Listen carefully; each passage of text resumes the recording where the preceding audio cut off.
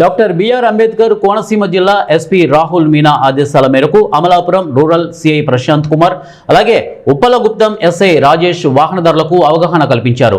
Traffic నిబంధనలను పాటిస్తూ వాహన చోదకులు హెల్మెట్లను విధిగా ధరించాలని అమలాపురం రూరల్ సిఐడి ప్రశాంత్ కుమార్ సూచించారు.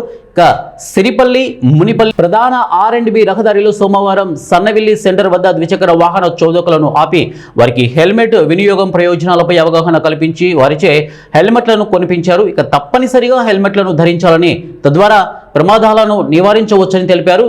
ప్రతి ద్విచక్ర వాహన చోదకుడు డ్రైవింగ్ లైసెన్స్ కలిగి ఉండాలని, వాహనాలు నడుపుతూ సెల్ ఫోన్లు మాట్లాడవద్దని, వాహన రికార్డులు సక్రమంగా ఉండాలని, అలాగే మితిమీరిన వేగంతో వాహనాలు నడిపి ప్రమాదాలు కోరి తెచ్చుకోవద్దని సూచించారు.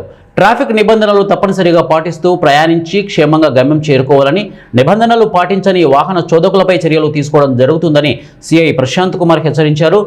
దీనిలో ఉప్పలగుప్పం అలాగే ఎస్ఐ సిహెచ్ రాజేష్ మరియు ఉప్పలగుప్తం పోలీస్ సిబ్బంది పాల్గొన్నారు. ముగ్గురు పిల్లలు చిన్నపిల్లలు ఏనండి అంటే ఎలా ఉందో కుటుంబం చూడండి. ముగ్గురు చిన్నపిల్లలు పేరెంట్స్ టీచర్స్ మీటింగ్ అని మెగా పేరెంట్స్ టీచర్స్ మీటింగ్ అని చెప్పి స్కూల్ నుంచి తల్లిదండ్రులు రమ్మని చెప్పి అన్నారు. గురుకుల పాఠశాలలో చదువుతారు ముగ్గురు పిల్లలు. అది బీసీ వెల్ఫేర్ సమనాస్లో ఆ పిల్లల్ని చూస్తాను అని చెప్పి అక్కడ